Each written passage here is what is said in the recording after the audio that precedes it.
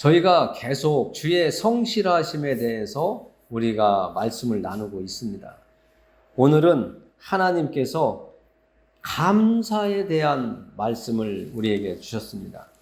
우리가 인생을 살아가다 보면 어려움도 있고 기쁨도 있고 슬픔도 있고 마주하고 싶지 않은 상황도 많이 있습니다.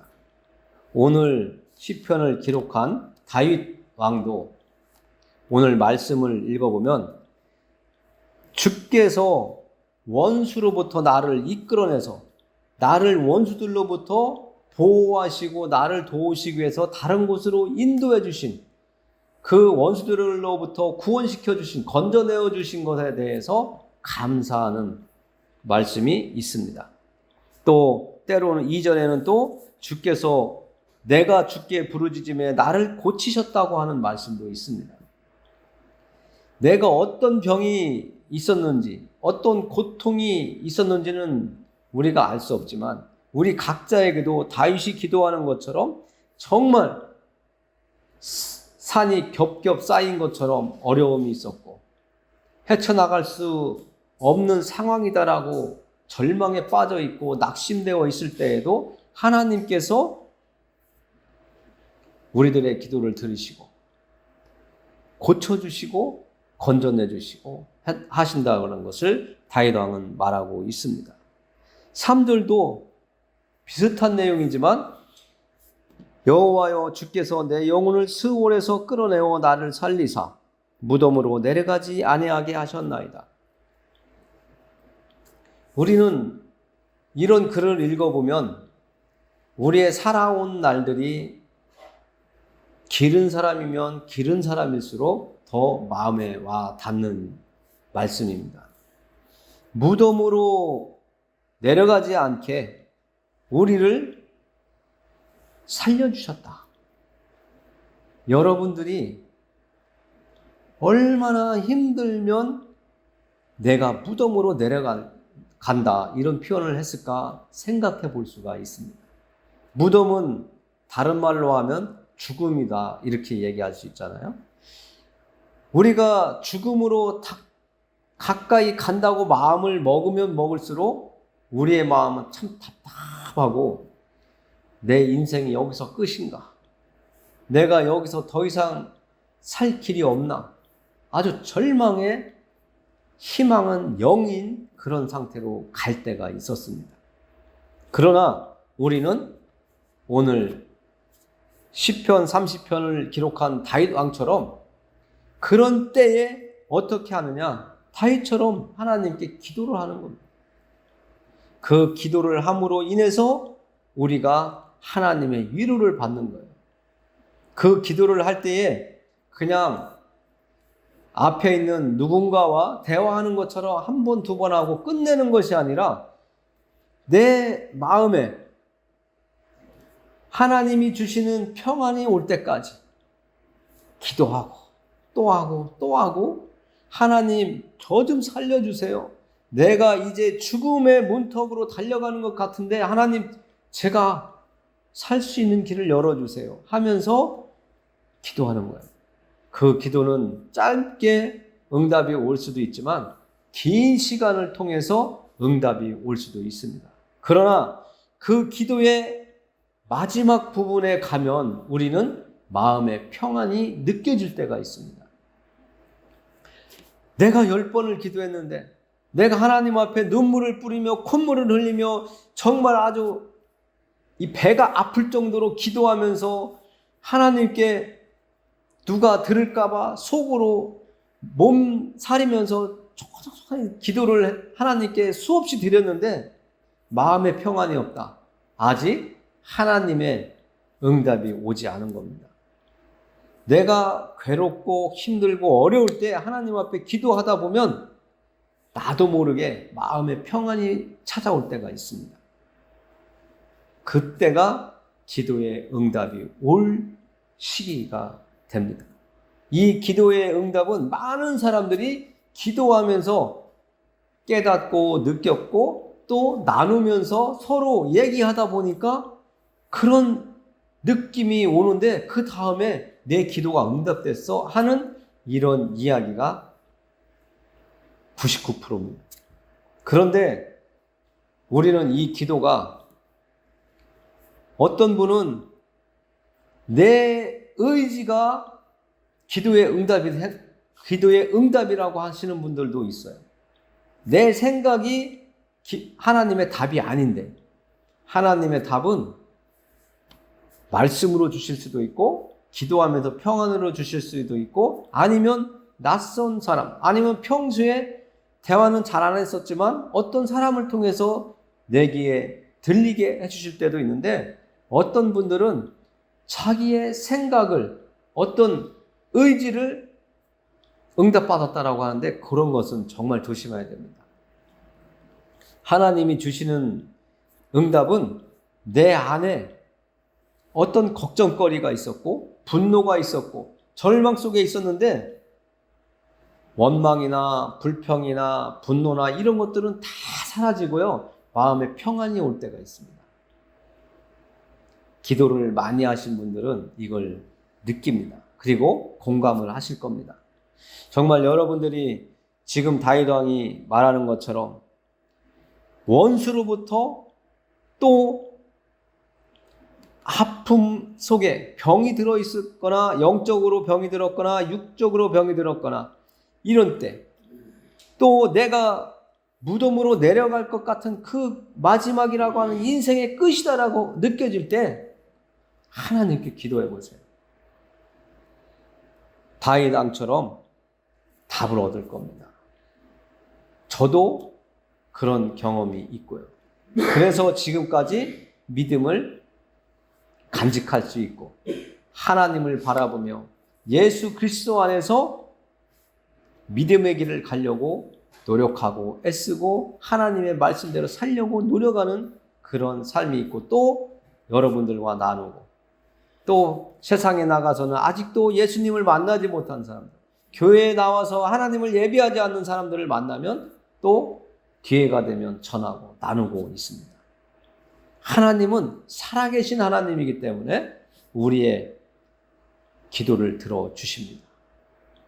여러분들이 지금까지 살아오면서 우여곡절 끝에 왔지만 평안한 삶을 살 수 있도록 하시면서, 그 고비고비를 넘기면서 지금까지 오게 하시면서 예배의 자리에 나와서 하나님을 예배할 수 있게 하신 것은 하나님의 은혜라는 것을 여러분들이 아셔야 됩니다.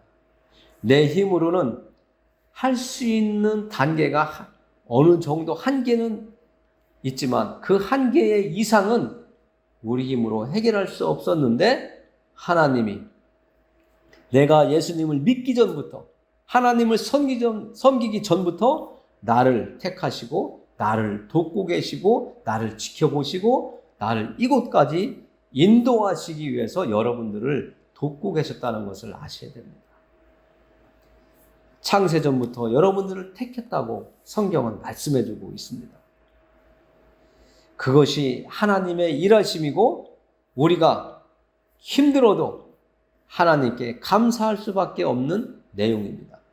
오늘 다윗 왕이 마지막 절에서 말하는 것처럼 우리가 하나님을 찬양하고 또 하나님의 이름을 높여드릴 수밖에 없는 이유는, 우리의 인생을 되돌아볼 때 하나님이 나를 사랑하시고 나를 하나님의 은혜 안에 있게 하셨고, 오늘 이 시간에 예수님의 이름을 의지해서 하나님 앞에 나와 예배드릴 수 있는 이런 자리로 불러주셨다는 것.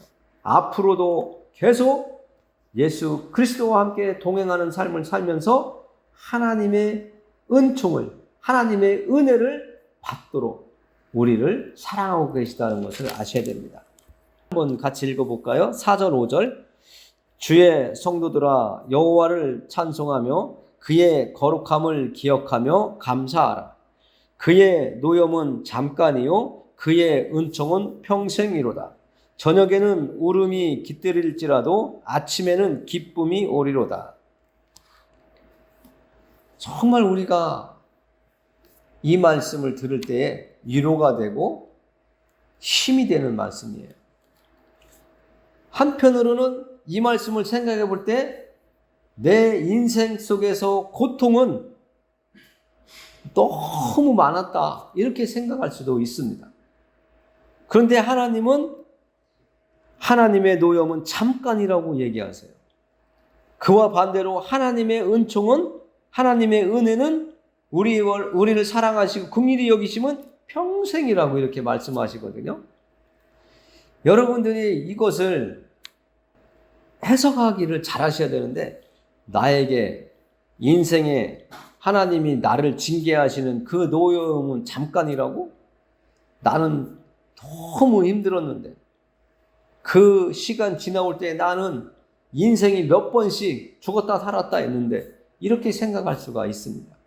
그러나 우리가 살아온 시간적으로 이렇게 계산해 본다면 우리의 삶 속에 하나님의 징계나 하나님의 책망이나 훈계의 시간은 짧다는 거예요. 대신에 하나님의 은총은 길대요. 이렇게 다시 한번 생각해 볼게요. 우리의 인생은 이 땅에서 오래오래 살아서 장수하면 90년 정도 생각해 볼 때 우리의 고난은 몇 년이라고 볼 수가 있습니다. 평생 동안 살면서 하나님께서 나에게 화를 내시고 내가 올바로 가도록 때로는 채찍으로, 때로는 어떤 고통으로, 때로는 질병으로 주신 그 시간을 따져볼 때 하다못해 길게 잡아서 10년이라 할지라도 하나님의 은총은 오늘 말씀처럼 평생인데 영원하다라고 이렇게 이야기하고 있습니다. 우리가 우리의 삶을 눈으로 뜨고 있는 인생은 길면 90이지만 우리의 영혼은 영원한 삶이 되는 거거든요.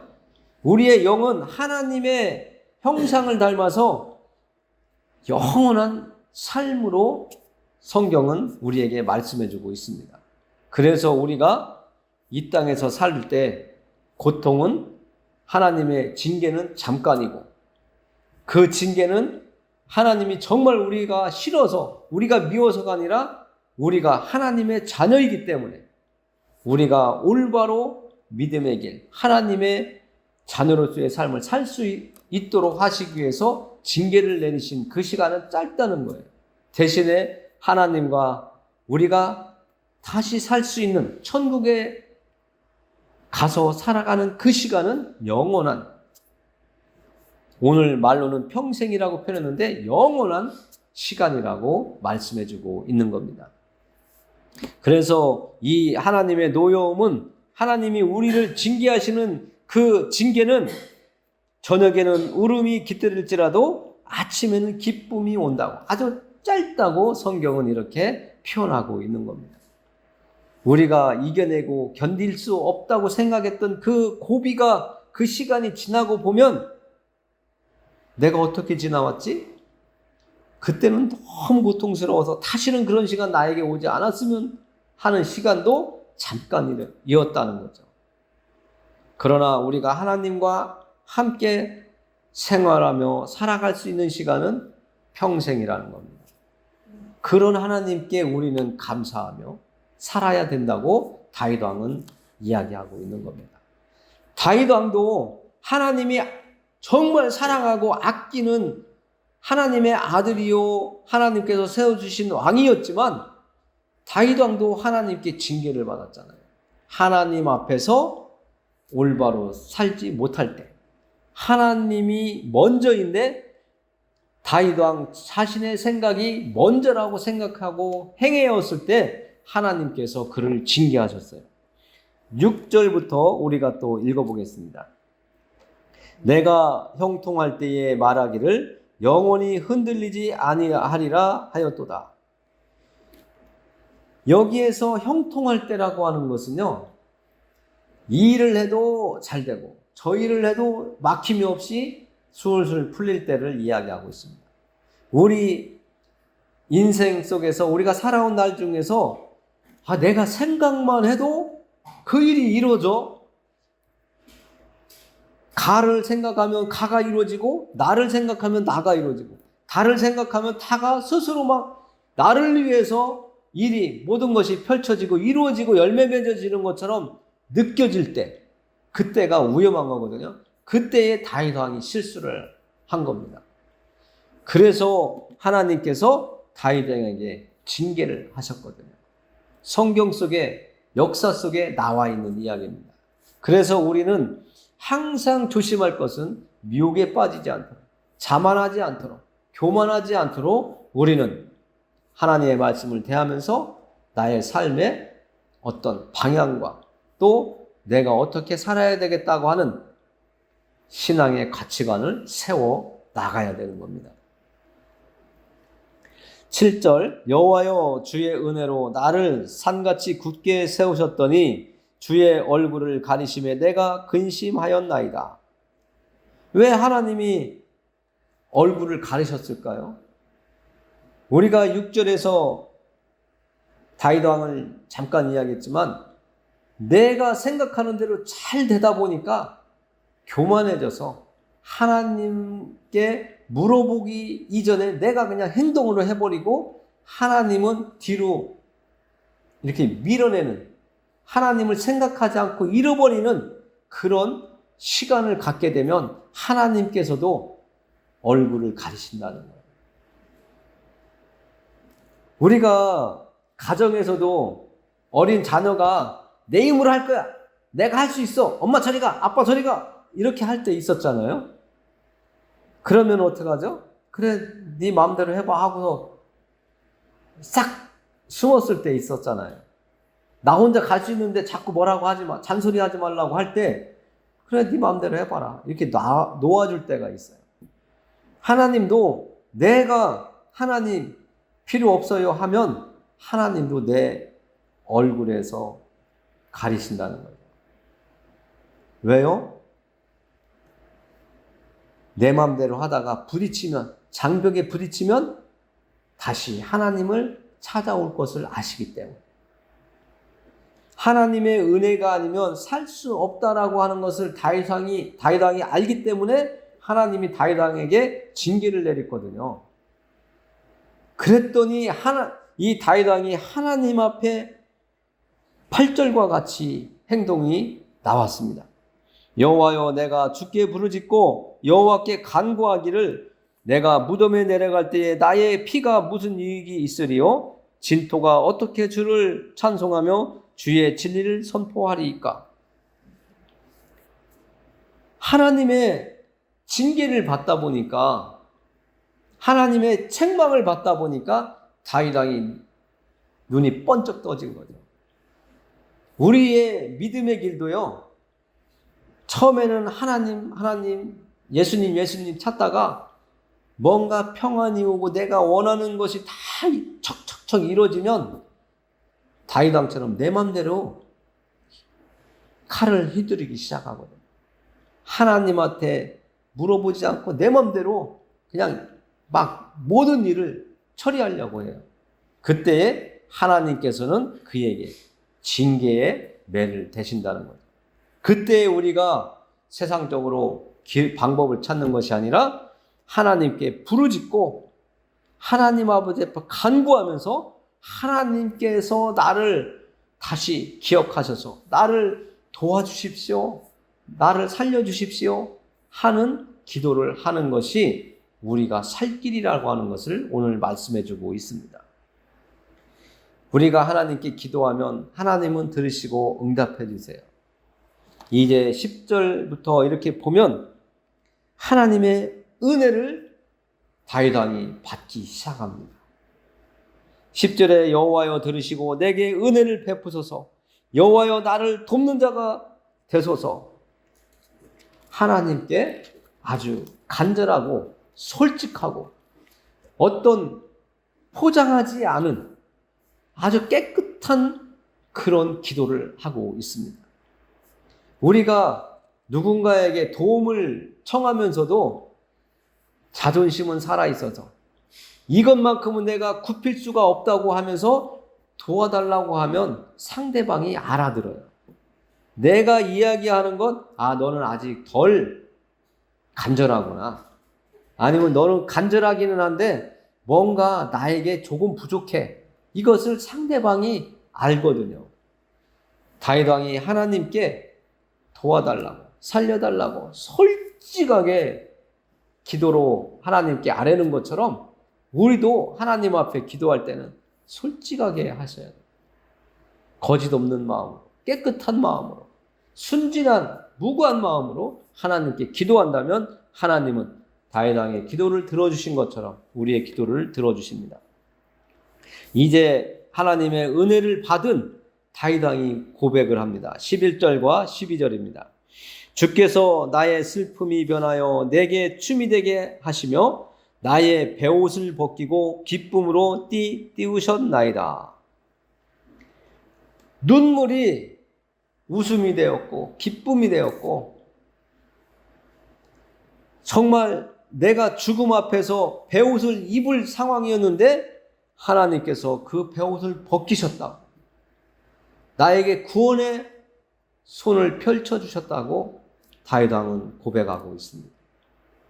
여러분들의 인생에 있어서 어려움의 고비가 온다면, 지금 평안하다고 나는 그렇게 할 일이 없을 거야, 이렇게 판단하실 수 있겠지만, 그런 일이 온다면 하나님 앞에 다윗 왕이 기도한 것처럼, 기도는 내 생각과 마음을 하나님께 말씀드리는 거라고 했잖아요. 그렇게 말씀을 드려서 하나님의 도움을 받는 여러분과 제가 되기를 원합니다.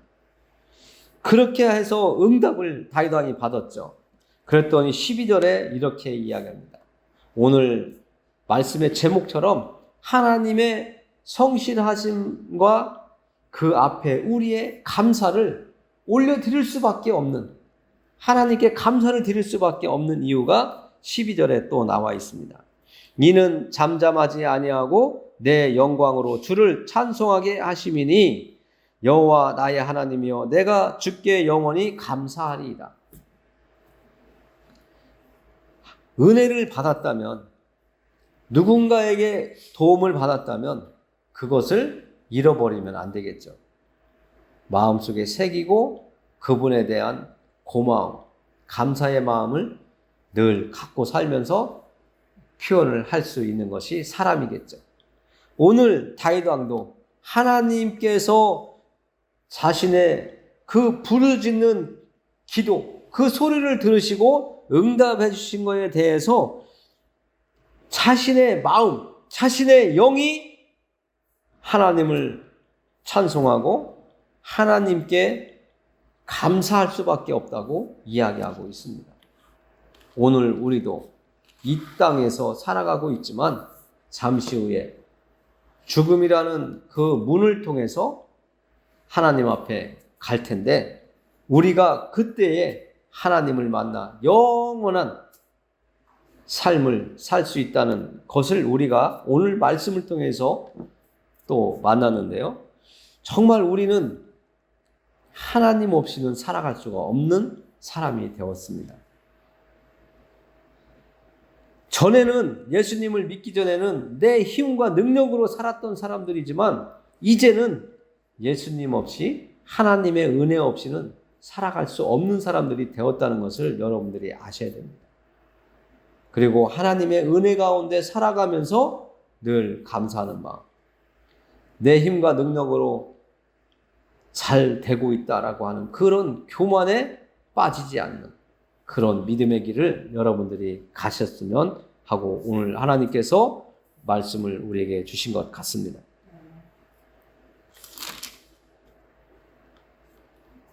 마지막으로 시편 30편 오늘 읽은 말씀 5절을 한번 읽으면서 마치겠습니다. 그의 노염은 잠깐이요 그의 은총은 평생이로다. 저녁에는 웃음이 깃들일지라도 아침에는 기쁨이 오리로다. 아멘. 기도합니다. 하나님 감사합니다. 다윗 왕이 하나님 앞에 기도하고 또 하나님께서 그 기도를 들으시고 은총을 베풀어 주신 것에 대해서 감사할 수밖에 없다고 하는, 억지로가 아니라 마음에서 저절로 흘러 넘치는 그 기쁨을 하나님께 감사하는 다윗 왕의 시를 통해서 우리도 그런 기쁨을 맛보게 해주시기를 원합니다. 우리의 삶을 하나님께 맡기오니 하나님께서 인도해 주시고 주장하여 주옵소서. 예수님의 이름으로 기도드립니다. 아멘.